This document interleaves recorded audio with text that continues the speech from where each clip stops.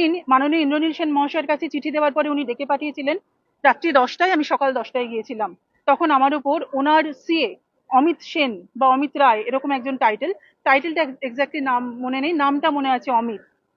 উনি ইন্দ্রনীল সেনের মহাশয়ের কুকুরটাকে আমার উপর ছেড়ে দিয়েছিলেন। এছাড়াও আরো অনেক ঘটনা আছে। আমাকে এখান থেকে মারতে মারতে, ধাক্কা দিয়ে মারতে মারতে পিজির সামনে নিয়ে যাওয়া হয়। আমার বুকের পাঁজর ভেঙে গেছিল দুখানা। আমি রবীন্দ্র সদন চত্বর, এটা আমাদের দুর্গা মন্দির। এই দুর্গা মন্দিরে অনেক অপবিত্র কাজ হয়েছে।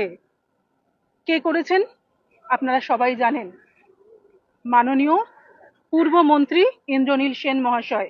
এখানে জলসা বসতো, সেইখানে পবিত্রতা রক্ষা হয়নি।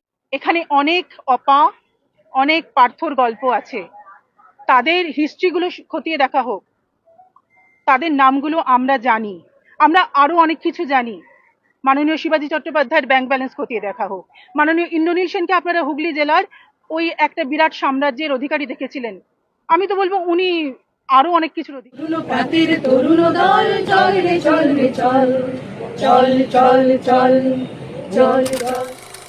কবি নজরুল ইসলাম জন্মগ্রহণ করেছেন, সেখানে তার মতো করেও আমরা বলতে পারি, ভেঙেছে দুয়ার এসেছে জ্যোতির্ময়। আমরা এই সরকারের কাছে আমাদের আবেদন তুলে ধরছি। আমাদের অনেক দুঃখ, অনেক কষ্ট, অনেক অভিমান। কেন জানেন? আমাদের মঞ্চ দেওয়া হয়নি। যার জন্য আমরা বেঁচে থাকি সেটা হচ্ছে মঞ্চ। আমাদের সঙ্গীত, আমাদের কণ্ঠ মঞ্চের মধ্যে দিয়ে বেঁচে থাকে, কিন্তু আমরা মঞ্চ পাইনি।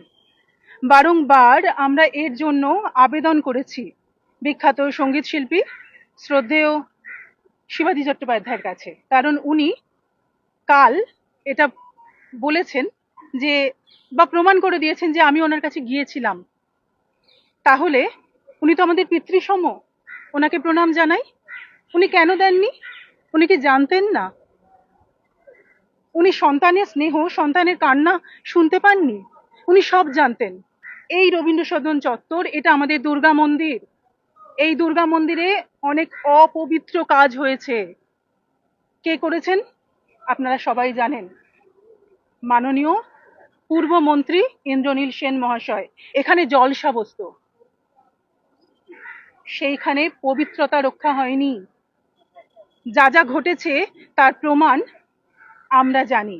আমাদের মতো অজস্র কণ্ঠকে সরিয়ে দিয়ে সেখানে এমন কিছু কণ্ঠের ব্যবহার করা হয়েছিল, এবং এখানে যে নেক্সাস ছড়িয়েছিল, এখানে যে ঘটনা হয়েছে, যে চোখের জল এখান থেকে গেছে, আজ সেটার পরিসমাপ্তি হয়েছে